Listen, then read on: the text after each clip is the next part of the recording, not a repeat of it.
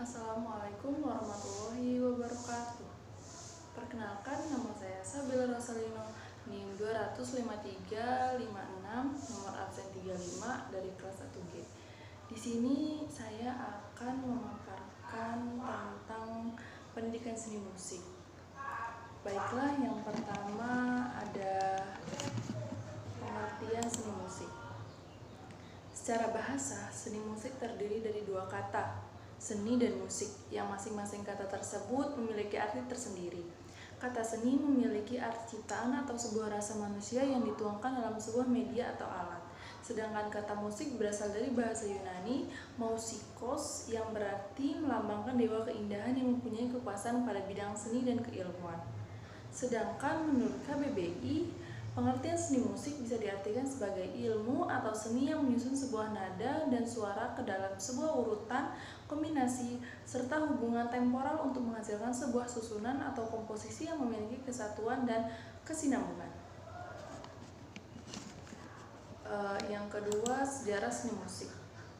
Seni musik memang sudah ada sejak zaman saat manusia lahir.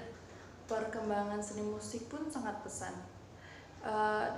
Ada beberapa penjelasan mengenai sejarah perkembangan musik. Yang pertama ada zaman prasejarah. Seni musik sudah ada sejak zaman Homo sapiens sekitar 180 juta tahun yang lalu.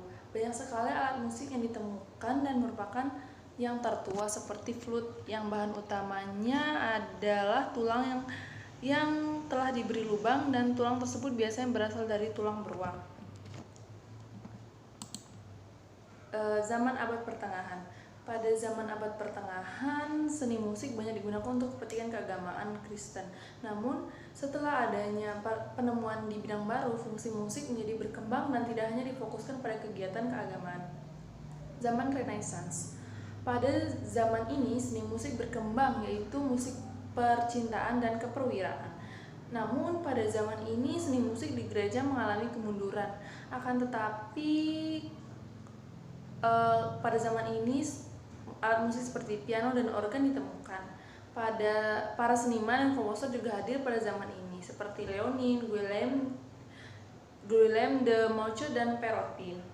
Zaman Barok dan Rokoko. Pada zaman Barok dan Rokoko, penggunaan ornamen atau hiasan musik makin menjadi. Pada zaman ini, musik Barok penggunaannya dilakukan secara serentak dan spontan, sedangkan musik Rokoko penggunaannya dicatat dan diatur. Zaman Klasik. Pada zaman ini dinamika digunakan semakin lembut. Selain itu, perubahan tempo dengan accelerando semakin cepat serta ritardeando semakin lembut. Selain itu, pemakaian ornamentik dibatasi pada zaman ini. Banyak sekali komposer terkenal seperti Johann Christian Bach, Wolfgang Amadeus Mozart, Joseph Haydn, dan Ludwig van Beethoven. Zaman Romantik. Pada zaman Romantik, seni musik sangat mementingkan perasaan yang subjektif. Tidak hanya itu, zaman ini musik kental dengan unsur romantisme atau perasaan. Yang selanjutnya, zaman modern. Pada awal zaman ini banyak penemuan radio yang menjadi cara baru untuk mendengarkan musik. Selain itu, musik pada zaman ini lebih berfokus pada ritme, gaya, dan suara. Akan tetapi, pada zaman ini tidak mengakui hukum dan peraturan. Penemuan alat musik dan perekam suara serta alat pengedit musik memberikan genre baru pada musik klasik zaman ini. Yang selanjutnya ada unsur-unsur musik. Terdiri dari yang pertama ada irama. Irama lebih dikenal dengan sebagai ritme yang berupa panjang pendek atau tinggi rendah sebuah nada. Yang kedua ada melodi. Melodi merupakan bentuk susunan bunyi yang berurutan dari tinggi ke rendah atau sebaliknya. Yang ketiga ada birama. Birama ialah unsur ketukan dalam musik dengan waktu dan tempo yang teratur. Ketukan dalam birama biasa ditulis dengan 2/4, 2/3, 3/4 atau yang lainnya.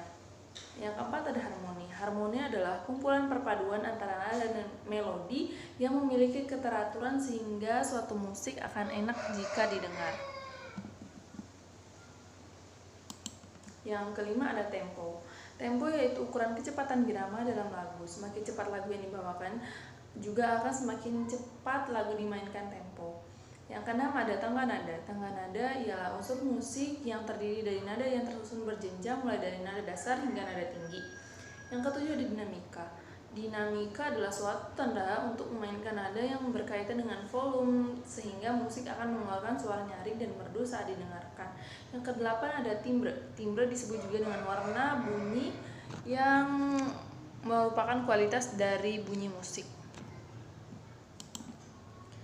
Selanjutnya medium musik.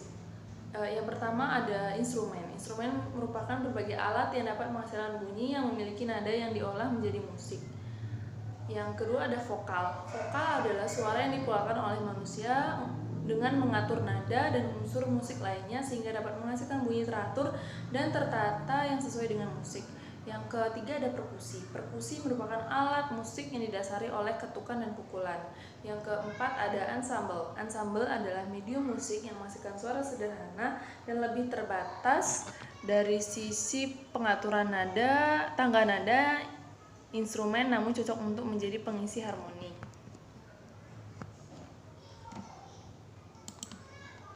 Selanjutnya ada jenis-jenis musik.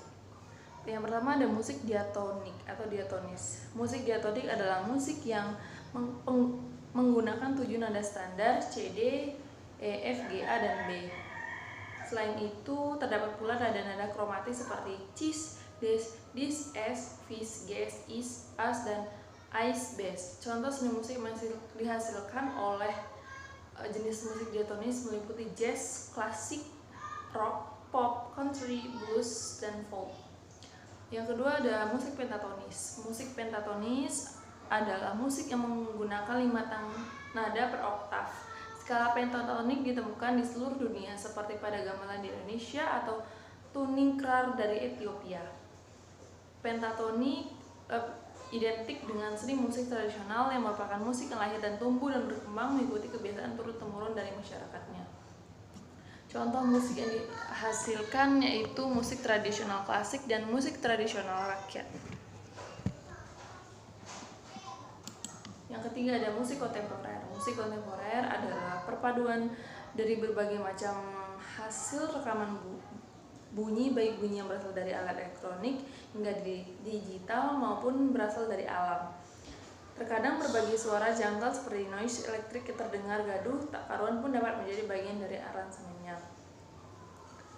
Seperti musik seni kontemporer, pada umumnya seni musik kontemporer juga merupakan puncak pencarian musik di masa kini. Artinya sifatnya masih radikal dan eksperimental mencari jati diri abad ini. Dalam musik dapat dibagi lagi menjadi beberapa aliran, antara lain yang pertama gambus. Gambus adalah alat musik petik seperti mandolin yang berasal dari Timur Tengah. Paling sedikit gambus dipasang 3 senar sampai paling banyak 12 senar.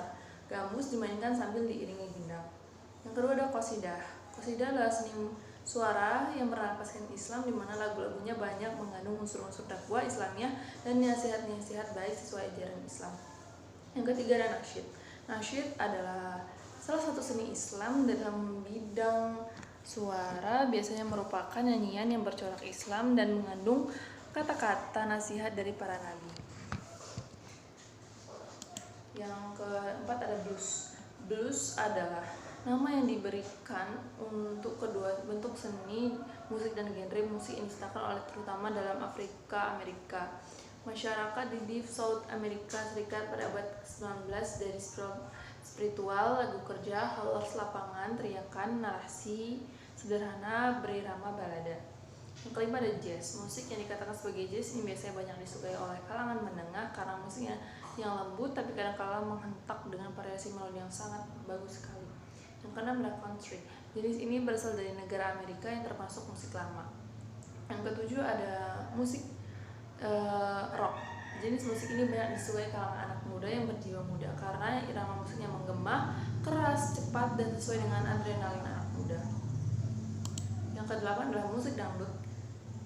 Jenis musik ini sangat akrab sekali di telinga manusia karena asal musik ini dan produksi dalam negeri. Musik ini banyak sekali disukai kalangan bawah, tapi juga banyak disukai kalangan atas. Yang ke-9 adalah musik koplo.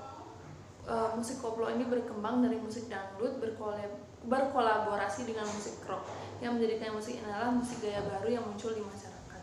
Yang ke-10 ada musik keroncong. Keroncong adalah sejenis musik Indonesia yang memiliki hubungan historis dengan sejenis musik Portugis yang dikenal sebagai fado. Sejarah keroncong Indonesia dapat ditarik hingga akhir abad ke-16 di saat kekuatan Portugis mulai melemah di Nusantara.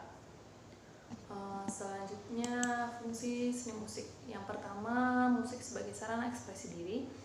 Musik bisa dijadikan sebagai sarana ekspresi diri karena seniman musik akan lebih mudah berekspresi atau mengungkapkan sebuah perasaannya lewat musik. Yang kedua ada musik sebagai sarana hiburan. Musik juga dapat sebagai sarana hiburan karena musik sangat menghibur jika dimainkan. Yang ketiga ada musik sebagai sarana upacara. Musik di Indonesia pasti akan selalu berkaitan erat dengan sebuah upacara-upacara tertentu seperti perkawinan, kelahiran, kematian, serta upacara keagamaan dan kenegaraan.